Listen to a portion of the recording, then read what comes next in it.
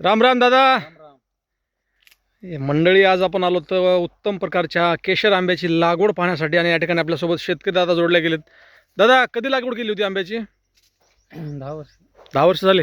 किती एकरवरती आहे? एकच एवढं. एकच एकर आहे. टोटल शेती किती तुम्हाला? आम्ही गडी आहोत. गडी आहो. मालक वेगळेत? मालक इथं आहे ना, लातूर. लातूरात आहेत. मंडळी, या ठिकाणी मालक नाही आहेत, स्वतः गडी आहे शेतामध्ये काम करायलेले. आणि आपण त्या दादांना विचारूयात की दादा, आंब्यातनं उत्पन्न सरासरी मालकाला किती निघतंय ते? दादा, किती आंबे निघतात दरवर्षी? दरवर्षी काही नाही, तेवढं लागतील लागतील तेवढेच लागतात. हो, त्यात काही नाही, वारा नाही राहत नाही.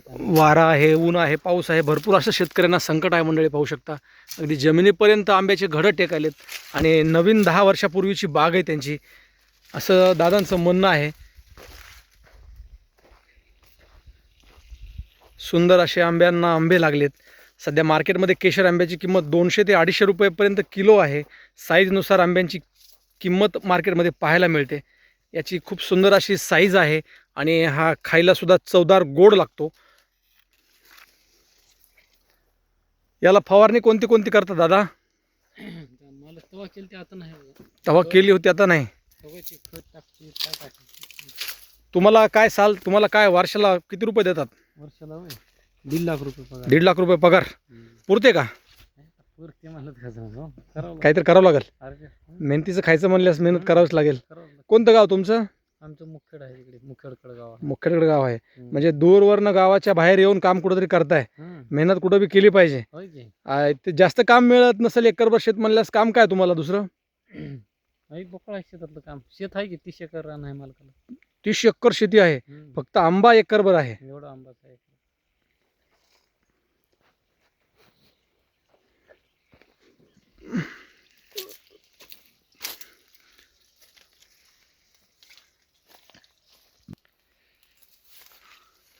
साईज पाहू शकता मंडळी, खूप अशी छान प्रकारे साईज या ठिकाणी बनली आहे.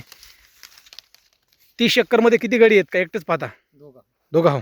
काय काय केलं शेतामध्ये मालकांनी अजून? काय नाही, हरभरा आहे तिथं. हरभरा. हरभऱ्यानंतर अगोदर सोयाबीन. बस हरभरा, सोयाबीन, तूर, उडीद, मूग. मंडळी, हे आहे सविस्तर असा थोडक्यात आमचा बागायती जमिनीचा व्हिडिओ. जर आवडला तर नक्कीच लाईक करा, नाही आवडला तर वर टाकला. ना तुम्हाला पैसे लागायलेत ना आम्हाला पैसे लागायलेत.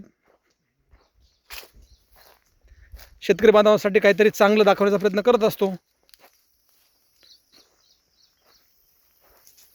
ड्रीप वॉटर याला पाणी चालू आहे मंडळी. उन्हाचा प्रादुर्भाव झाल्यामुळे या ठिकाणी पाहू शकता अगदी आंब्यांचे नुकसान सुद्धा होऊ शकते. नुकसान पण होऊ शकते. काय होतं ते चिपटाळे होऊन गेले.